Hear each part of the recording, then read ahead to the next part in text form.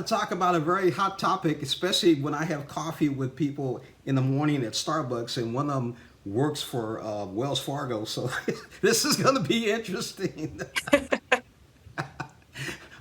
where where does America stand during ongoing financial volatility when it comes to retirement preparedness? Now, that is what Fidelity Investments tried to find out with their first ever study on the topic. And here to tell us how people can quickly figure out where they stand and what they need to do is Rita Assaf, Vice President of Retirement Products at Fidelity Investments. Good morning, Rita. How are you? Good morning. I'm doing great. How are you? I'm doing pretty good too. So we're going to talk about retirement first. So Fidelity did a study revealing that there's a drop in retirement preparedness. What is behind this?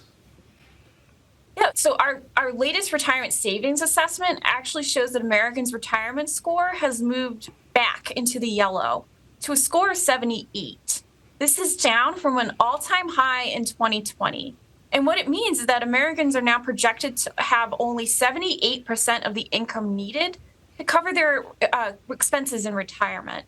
And if you think about the last couple of years, the financial environment has been tough. You had pandemic, market volatility, and even the latest in the banking industry. So it's no surprise many feel uneasy and are changing their investing habits, which is a concern because two factors really drove this drop. First, people are investing more conservatively. Our study found that 60% of Americans are concerned that investing too aggressively can negatively impact their savings. And second, people are saving less. Even though Americans have more money on hand and saved since 2020, the amount that they're regularly contributing has declined, with the biggest drop from millennials. You know, it's interesting when you talk about that. It's just very interesting to me when we start talking about these things because retirement age. I'm there. A lot of people I talk to, and when you talk about investment, let's talk about investment real quick. When you talk about investments, here I am included in the startup community, and there's a lot of startups right now that are really worried because venture capitalists are not giving that money as freely and easily as they did pre-pandemic. So regardless of age, how do you determine what you'll need for retirement? Well, we have a rule of thumb to help you figure that out. So you want to try and save 10 times your income by age 67. But we know this can be intimidating. This is why it's important to start saving early. So how do you get there? Well, Fidelity recommends saving 15% of your pre-tax income each year, which includes your company match if you have access to a workplace plan like a 401k. And we know this can seem like a lot, but even increasing contributions by 1% each year to get to that 15% can make a big difference. And here's why this matters. Our study finds that 50%, 50, of Americans may be unable to afford to pay for basic expenses in retirement. But here's the thing, it's never too late to start planning. In our experience, those with a plan in place felt better, felt more confident, and felt like they could sleep better at night because they could refer back to that plan if there were any surprises. And what we mean by plan, it's easier than you think. It simply means setting up a goal for how much you should be saving regularly and which accounts to put those savings into. You know, it's interesting.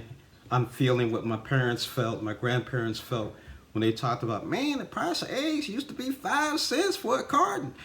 Well, just recently they went from $1.88 to almost $7 a carton, and now back to $4 a carton. So, do you have any tips to help improve the chances of retiring with enough money with inflation and prices going up and down?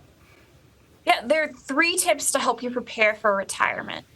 First, save as much as you can. And we just mentioned, just keep going to that 50% or as much as you can until you reach it. Second, once you've started saving, make your money work for you. And this means having the right investment mix of stocks, bonds, and cash based on how far you are from retirement and how comfortable you are with risk. Now, having this right mix can actually help protect from inflation. So that's why it's important. And third, really think through your retirement plan and when you might be able to retire. If you're able to, wait longer if you can, because it does have some advantages. You have more time to build savings and you can increase Social Security payments. And we know that sounds like a lot. So What we mean by that is that it could be actually be working part-time or making money off of hobbies.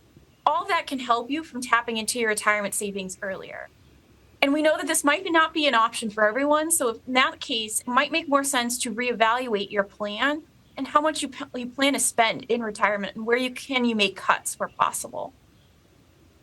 Now, based on what you just said, how can we check our retirement score to know where we stand? Well, Fidelity has several resources to help you get started, including this Fidelity Retirement Score. The score can help give you a picture of where you stand and where you can make changes to supercharge your retirement. Now, where can we go for more information, Rita?